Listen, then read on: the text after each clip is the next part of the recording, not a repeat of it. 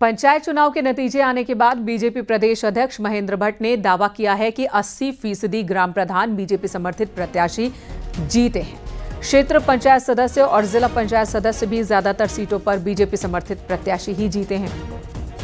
Block प्रमुख और जिला पंचायत अध्यक्ष बीजेपी के ही बनेंगे, ये दावे किए जा रहे हैं। साथ ही कांग्रेस पर निशाना साधते हुए उन्होंने कहा कि पंचायत चुनाव में कांग्रेस कहीं भी नहीं दिखी।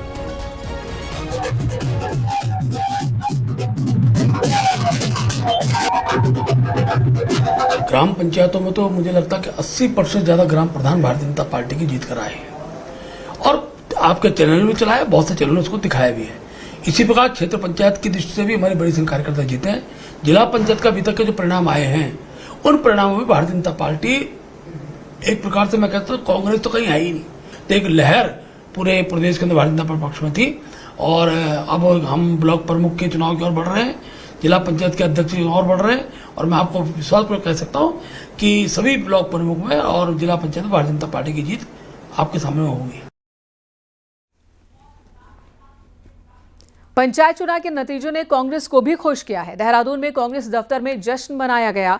कांग्रेस दफ्तर में प्रदेश अध्यक्ष करण माहरा कार्यकर्ताओं के साथ जश्न मनाते, खुशी बांटते और मिठाई खिलाते नजर आए।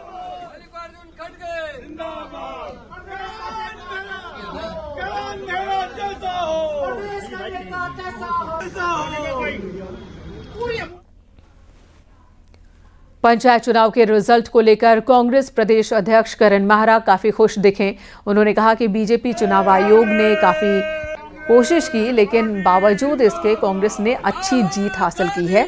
साथ ही करण माहरा ने दावा किया कि बीजेपी के खिलाफ एंटी इनकम्बेंसी पनप गई है। उन्होंने आरोप लगाया कि बीजेपी के कई लोग धमकी दे रहे हैं, लेकिन किसी को डरने की जरूरत नहीं। 2027 में कांग्रेस की सरकार बनेगी तो सब देख लेंगे। और बहुत अच्छे परिणाम है। पूरी कोशिश की, नुराकुश्ती हुई, बीजेपी ने और चुनाव कमीशन ने मिलकर बहुत कोशिश की। हाई कोर्ट की टिप्पणियों का भी जो है आदर नहीं किया गया।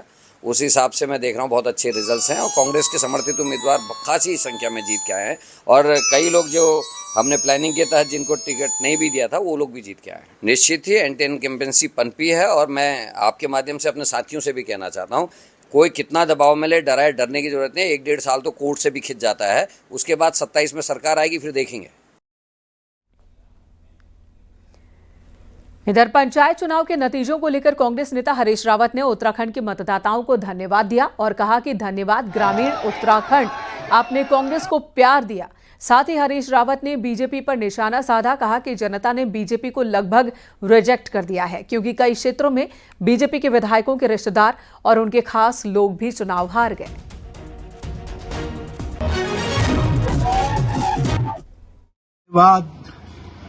ग्रामीण उत्तराखंड, आपने कांग्रेस को प्यार दिया, अपार समर्थन दिया और भाजपा को लगभग रिजेक्ट कर दिया। मैं लगभग रिजेक्ट करने की बात इसलिए कर रहा हूं क्योंकि कई क्षेत्रों में भाजपा के विधायकों के भाई, रिश्तेदार और उनके खास लोग चुनाव हारे। ये रिजेक्शन है सत्ता का। पंचायत चुनाव में युवाओं ने बड़े बड़े उम्मीदवारों को पटकनी दी। नैनीताल की लवेशल क्षेत्र पंचायत सीट से साधारण परिवार की शालिनी चुनाव जीत कर आई। शालिनी का कोई राजनीतिक बैकग्राउंड नहीं है, लेकिन महज 22 साल की शालिनी ने चुनाव जीता है। गहलाना सीट पर मुकेश मेहरा ने जीत हासिल की। मुकेश सिर्फ 21 साल के हैं। गांव में सड़क और पानी की समस्याओं ने उन्हें राजनीति में आने के लिए प्रेरित किया। कि मैं अपने गांव का विकास कराना चाहती थी क्योंकि मैंने 10 सालों से अपने गांव की स्थिति देखी थी कि कैसी थी। क्योंकि मैंने अब ग्रेजुएशन कंप्लीट कर दिया है कि मुझे समझ है कि मैं अपने गांव का विकास कैसे कर सकती हूँ। इसलिए इस चरण मैंने सोचा कि मैं अपने गांव के विकास के लिए कुछ करूँगी, इसलिए मैं इस बार उठी थी और मेरे गाँव के सहयोग से मैं इस बार जीती भी हूँ। मेरी उम्र 21 साल 2 महीना, अभी 2 महीने भी पूरे नहीं हो रहे, तो मुझे ऐसा लगा हमारे गाँव में बीते वर्ष बहुत पुराने हमारे जब गांव में रोड नहीं है, सबसे बड़ी समस्या हमारे गांव में सड़क और जल की बड़ी समस्या है।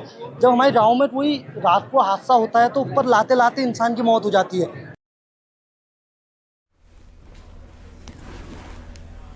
और इस वक्त बड़ी खबर, जिला पंचायत की सभी सीटों पर नतीजे घोषित हो चुके हैं। जिला पंचायत की 358 सीटों पर रिजल्ट आ चुका है। बीजेपी और कांग्रेस आमने सामने, तो निर्दलियों ने दोनों ही बड़ी पार्टियों की नींद उड़ा दी है। 12 जिलों में जिला पंचायत अध्यक्ष की रेस देखने को मिलेगी।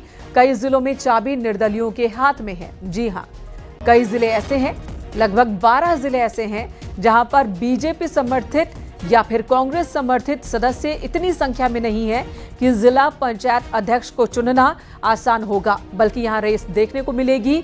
यहां पर जिस भी राजनीतिक दल को निर्दलियों का समर्थन मिलेगा, उस दल के समर्थित कैंडिडेट को ही अध्यक्ष बनाया जा सकेगा। तो 12 जिलों में ये रेस देखने को मिलेगी, पंचायत अध्यक्ष की रेस, जिसमें निर्दलियों के हाथ में चाबी है। निर्दलीय जिस तरफ जाएंगे, बागियों की भी अहम भूमिका होगी कि वो अपने मूल पार्टी का साथ देंगे या फिर विरोधी पार्टी का। अभी तक की बात की जाए तो बीजेपी समर्थित 115 कैंडिडेट्स ने जीत हासिल की। बीजेपी अध्यक्ष महेंद्र भट्ट का दावा 200 सीटों को जीतने का था। कांग्रेस समर्थित 72 जिला सदस्य निर्वाचित हुए हैं। कांग्रेस का दावा था 100 से ज्यादा सदस्यों के जीतने का। 120 से ज्यादा निर्दलीय जीते हैं। जी हां, निर्दलियों की संख्या कांग्रेस की संख्या से और बीजेपी समर्थित कैंडिडेट्स की संख्या से ज्यादा है। बीजेपी का दावा सैकड़ों निर्दलीय बीजेपी के हैं और बीजेपी के साथ ही जाएंगे। बागी होकर जिन लोगों ने लड़ा था निर्दलीय कैंडिडेट के तौर पर, वो सब बीजेपी के साथ जाएंगे, ये पार्टी दावा कर रही है।